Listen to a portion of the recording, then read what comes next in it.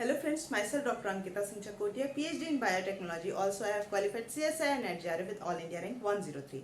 आज हम बात करने वाले हैं सेकेंडरी लिम्फोइड ऑर्गन की एंड सेकेंडरी लिम्फोइड टिश्यू, जिनमें की एक्टिवेशन हो रहा होता है हमारे लिम्फोसाइट्स का, mainly that is T and B cells. ठीक है, तो सेकेंडरी लिम्फोइड ऑर्गन में क्या होते हैं? सेकेंडरी लिम्फोइड ऑर्गन होते हैं लिम्फ नोड एंड स्प्लीन. ठीक है, लिम्फ नोड एंड स्प्लीन के अलावा लिम्फोइड टिश्यूज भी होते हैं. Lymphoid tissues mainly, we can say lymphoid tissue is a hub, is a site for the memory cell, T cell या B cell. ठीक है, तो सेकेंडरी लिम्फोइड टिश्यू का मेन काम एक रेजिडेंस प्रोवाइड करना होता है मेमोरी सेल को. थोड़ा हम बात कर लेते हैं कि सेकेंडरी लिम्फोइड ऑर्गन या कह लीजिए लिम्फेटिक सिस्टम के बारे में हम पहले थोड़ी सी चर्चा कर लेते हैं. देखिए, जनरेशन कहाँ हो रहा था, ये हमने बात की थी कि प्राइमरी लिम्फोइड ऑर्गन में हो रहा था जो कि बोन मैरो था. ठीक है, टी सेल मैचुरेशन थायमस में हो रहा था. ठीक है, बी सेल का पार्शियल जस्ट बहुत थोड़ा सा मैचुरेशन हो रहा था बोन मैरो में. नाउ अब ये इन सारे सेल्स को सर्कुलेट करना है. ठीक है, सर्कुलेट करना है, eight the site of infection पे पहुंचना है. ठीक है, सो दैट और वहां से antigen presenting cell site of infection से लेके आएगी उस पैथोजन को और लिम्फ नोड तक लेके आएगी, और वहां पे ये बी सेल और टी सेल का एनकाउंटर होगा और एक्टिवेशन इस तरह से होगा. जब ये एनकाउंटर होगी, इट्स जस्ट लाइक, अगर ये मान लीजिए आप लेमन लैंग्वेज की अगर बात करें या हम आप अपने जीवन की बात करें कि देखिए, बच्चा जब घर में रहता है, ठीक है, घर में रहता है, कोई प्रॉब्लम नहीं होती, उसे बिल्कुल पैम्पर्ड उसमें रहता है एनवायरमेंट में. जैसे ही वो स्कूल जाता है या कह लीजिए आपने हॉस्टल में छोड़ दिया, थोड़ा सा उसका मैचुरेशन शुरू हो जाता है, क्योंकि उसे मालूम है अब चैलेंजेस क्योंकि थोड़े आते हैं. जब वो पूरी अपनी पढ़ाई कर लेता है और प्रोफेशन अपना शुरू करता है, तब एक्चुअल में जीवन शुरू होता है उसका. तो वही स्थिति है कि बी सेल टी सेल का बोन मैरो से लेके अपने यहाँ पे एक्टिवेशन तक जो ये स्टेजेस आए, वो एग्जैक्ट सेम है किसी भी इंडिविजुअल के बचपन से लेके प्रोफेशनल लाइफ तक के जो चैलेंजेस हम फेस करते हैं, वही सब है. तो चलिए बात करते हैं कि लिम्फ या लिम्फेटिक सिस्टम की शुरुआत कैसे होती है. हमें मालूम है कि ब्लड वेसल्स में फ्लो करता है. ठीक है, एंड और भी फाइन कैपिलरीज में भी फ्लो करता है. कैपिलरीज में जब ये फ्लो करता है तो ये ब्लड बनता है सेल्स से और प्लाज्मा से. ठीक है, plasma can easily come out from these capillary. Some cells can also come out. ठीक है, through this the wall of the capillary.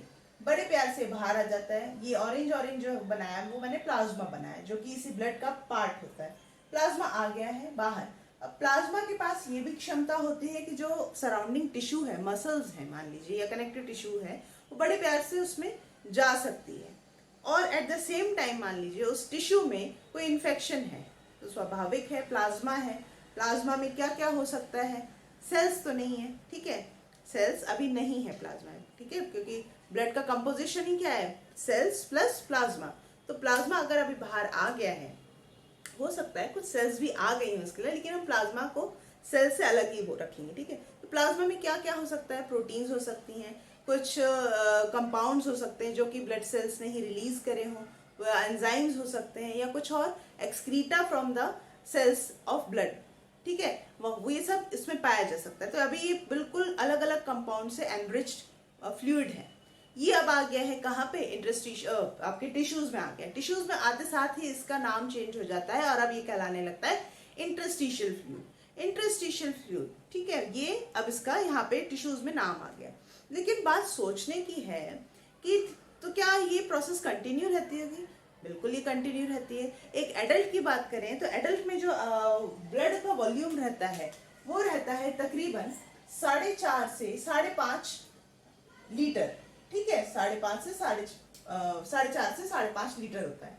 And प्रतिदिन जो ये लिम्फ बनाता है उसकी अमाउंट है मात्र 2.9 लीटर. तो ये कैसे फिर वॉल्यूम कैसे मेंटेन रहता होगा? बात सोचने की है. इंटरस्टिशियल फ्लूइड जैसे ही बनता है ना, maximum of this liquid go back through venule, बहुत फाइन, ये भी कैपिलरी की तरह बहुत फाइन पाइप्स होते हैं हमारे टिश्यूज में, जो इस इंटरस्टिशियल फ्लूइड को वापस ले जाते हैं और सर्कुलेटरी सिस्टम में, मतलब ब्लड में वापस रिलीज कर देते हैं, ठीक है। बट कुछ एक पार्ट फिर भी इंटरस्टिशियल फ्लूइड के तौर पे ही प्लाज्मा का रह जाता है, जो कि हाईली प्रोटीन रिच है now, and also it interact with the antigen and some cells, immune cells में ऑल्सो मतलब फ्लो विद द फ्लो, मतलब इस इंटरस्टिशियल फ्लूइड में ही अपना फ्लो कर जाती हैं, एंड फाइनली ये कलेक्ट होता है बाय प्राइमरी लिम्फेटिक वेसल के थ्रू, और ये वापस से सर्कुलेशन में हार्ट में चला जाता है, ठीक है। तो दिस इज ऑल अबाउट कैसे ये वॉल्यूम मेंटेन रहता है, ठीक है, बावजूद इसके कि 2.9 लीटर लिम्फ डेली बन रहा है हमारी बॉडी में from the same this little amount of blood. Now अब ये हार्ट में चला गया, वहां से अब सर्कुलेट हो रहा है, अलोंग विद द लिम्फ क्या क्या चीजें जा रही हैं, लिम्फोसाइट्स जा रही हैं, एंटीजन जा रहा है, एंटीजन प्रेजेंटिंग सेल्स जा रही हैं, और कुछ और ल्यूकोसाइट्स भी जा रही हैं, ये सारा कुछ है अभी लिम्फ में, ठीक है। अब ये लिम्फ कहाँ जाएगा, लिम्फ ये जाएगा हमारा आपके लिम्फेटिक सिस्टम के थ्रू, ये जाएगा हमारे लिम्फ नोड में, ठीक है। अब लिम्फ नोड क्या बनाते हैं, सेकेंडरी लिम्फोइड ऑर्गन का ही एक टाइप है। स्प्लीन पे अभी आज हम ध्यान नहीं देंगे क्योंकि ये हमारा नेक्स्ट लेक्चर है, मेन है हमारे lymph node and lymphoid tissue. Lymphoid tissue जैसा कि मैंने बताया हमारी पूरी बॉडी में स्प्रेड आउट रहते हैं, and they can be of these type, MALT that is mucosa associated lymphoid tissue, जो कि हमारे मेनली स्किन में होते हैं। अगर हम बात करें एक्वेटिक एनिमल्स की तो वो वहाँ पे गिल्स में पाए जाते हैं, ठीक है। गाल that is gut associated lymphoid tissue, and जो कि हमारे पूरे माउथ से लेके एनस तक हमारे पाया जाता है, पूरे गट और एलिमेंट्री कैनाल में पाए जाएंगे। BALT that is bronchus associated lymphoid tissue, जो कि रेस्पिरेटरी सिस्टम में होता है। देखिए लिम्फोइड टिश्यू की भी बहुत इंपॉर्टेंट एक वैल्यू है हमारे इम्यून सिस्टम में, क्योंकि ये मेनली यहाँ पे मेमोरी सेल्स रिसाइड करते हैं आफ्टर एक्टिवेशन, ठीक। और ये हमारी पूरी बॉडी में ही पाया जाता है। ये मान लीजिए जितनी भी हमारी बॉडी की लाइनिंग है ना, चाहे वो गट ले लीजिए या जेनेटो यूरिनरी ट्रैक्ट ले लीजिए या ब्रोंक अपना हमारा रेस्पिरेटरी सिस्टम में, ये हर जगह आपको उपस्थित मिलेंगे, क्योंकि ये सारे साइट्स कैसे हैं जहाँ पे कि बड़े ही इजीली हम बाहर से पैथोजन से एंट्री हो सकती है हमारी बॉडी में, ठीक है। तो इसलिए ये सारे वहाँ पे पाए जाते हैं लिम्फोइड टिश्यू के तौर पे।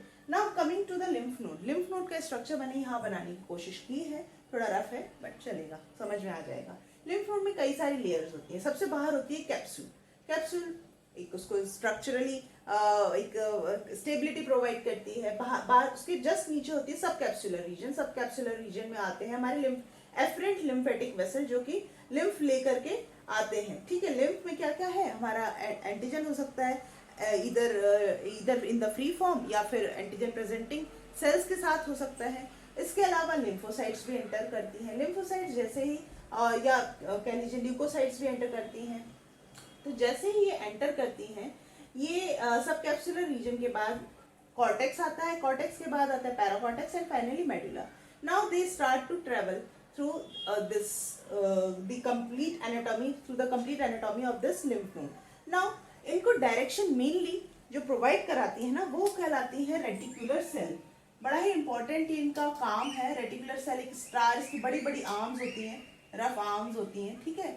इसलिए एक तरह से सब पूरे एक जो भी सेल्स हैं उनके बीच में कनेक्शन बैठाए रखती हैं, और signals in the form of chemokines ये रिलीज करती हैं कि किसको कहाँ जाना है, ठीक है। ट्रैफिक पुलिस की तरह इनका मेन काम है, ठीक है, ट्रैफिक पुलिस की तरह काम है। अब अगर हम बात करें टी सेल एक्टिवेशन की, टी सेल एक्टिवेशन होता है पैराकॉर्टेक्स रीजन में। पैराकॉर्टेक्स रीजन में टी सेल्स तो होते ही होते हैं, डेंड्राइटिक सेल होती हैं, और साथ ही साथ ना, जैसे कि मैंने बताया यहाँ पे आपके fibroblast reticular cells, fibroblast reticular cells होती हैं, ठीक है, FRC, जो कि क्या बनाते हैं, एक स्ट्रक्चर, एक नेटवर्क जैसा बना लेती हैं, या एक सेंटर जैसा बना लेती हैं, जिसको कि हम कहते हैं fibroblast reticular cell conduit, fibroblast reticular cell conduit, ठीक है,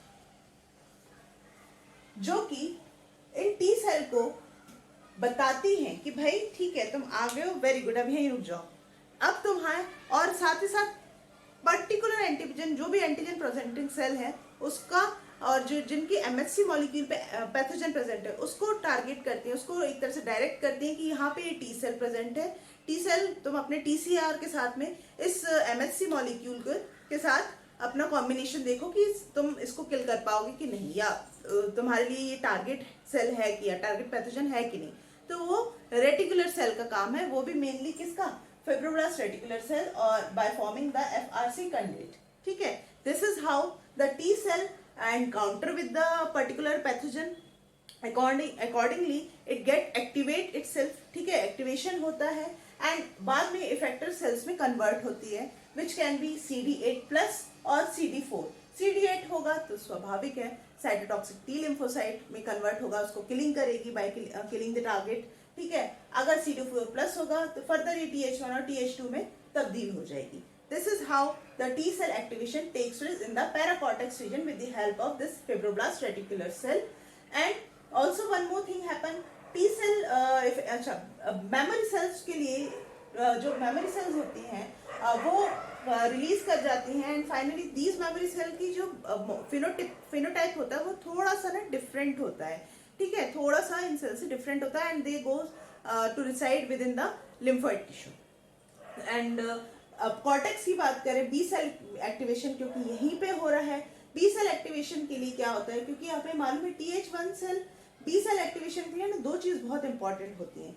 जो एक तो ये कि बी सेल रिसेप्टर, मतलब कि उसके खुद के सरफेस पे B cell receptor in the form of antibody हो ही हो, दूसरा उसका एक्टिवेशन TH सेल के थ्रू हो रहा हो। एक एक्टिवेटेड TH सेल की अति आवश्यकता होती है बी सेल एक्टिवेशन के लिए। ठीक है, जब ये दोनों स्थिति मौजूद होंगी तब जाके कहीं बी सेल का एक्टिवेशन होगा। अच्छा, बी सेल एक्टिवेशन भी आपका फॉलिकुलर डेंड्राइटिक, यहाँ भी क्योंकि मेनली देखिए सर्कुलर कुछ एक रफ सर्कल्स जैसे बनाए, ये सारे क्या है, जर्माइनल सेंटर और फॉलिकल्स कह सकते हैं। अभी तो फॉलिकल बना के तौर पे ये एक बी सेल्स यहाँ पे सारे बी लिम्फोसाइट यहाँ पे पाई जाती हैं कॉर्टेक्स रीजन में। साथ साथ इनके फॉलिकुलर डेंड्राइटिक सेल्स भी होती हैं, B cell plus follicular dendritic cells भी होती है। ठीक है, तो जैसे ही एक्टिवेशन होता है इट स्टार्ट टू प्रोलिफरेट और सोमेटिक हाइपर म्यूटेशन होने लगता है, जिसमें क्या होता है, इसका बी सेल रिसेप्टर और या एंटीबॉडी और ज्यादा बनने लगती हैं अगेंस्ट दैट पर्टिकुलर पैथोजन। ठीक है, और इसका बहुत जल्दी से प्रोलिफरेशन भी शुरू हो जाता है। So this is how the B cell form or activation takes place in the cortex region। And जब जैसे ये B cell और T cell बन गई हैं, now they come on into the medulla region and efferent vessel से ये circulate बाहर, they comes out with the help of efferent vessel। ठीक है, and ये पूरे body में हमारे circulate करती हैं। मेमोरी इनिशियली जो आपके जो मेमोरी सेल्स होती हैं, मतलब कि जो मेमोरी बी सेल है टी सेल है, वो लिम्फोइड टिश्यू में जाके अपना सेटल डाउन रहती हैं for the next encounter with the same kind of pathogen. वो अपना नेक्स्ट उसके लिए अलर्ट रहती हैं। बाकी सेल जो कि बनी है अभी, effector cell, plasma cell and the T effector cell, वो at the site of infection पे जाके अपना काम शुरू करती हैं। ठीक है, so this is all about the activation of lymphocyte। One more thing that I want to mention over here is the germinal center formation। germinal center formation क्या है कि बी सेल ना, ये फॉलिकल तो बने ही होते हैं, अभी ये कहलाते हैं primary follicle. Once the B cell जो एक्टिवेट हुई है वो यहाँ पे रिसाइड करने लगती है, रादर देन कुछ एक सेल जब यहाँ पे एंटर कर जाती हैं फॉलिकल्स में, rather than moving out of this lymph node via efferent vessel, then this follicle is called as germinal center और secondary follicle कहलाने लगता है। ठीक है, जिसमें कि कई लंबे समय तक तकरीबन आपके 3 हफ्तों तक आप एक्टिवेटेड या effector B cell resides on that place. ठीक है, बाद में वो वहां से भी मूव आउट कर जाती है।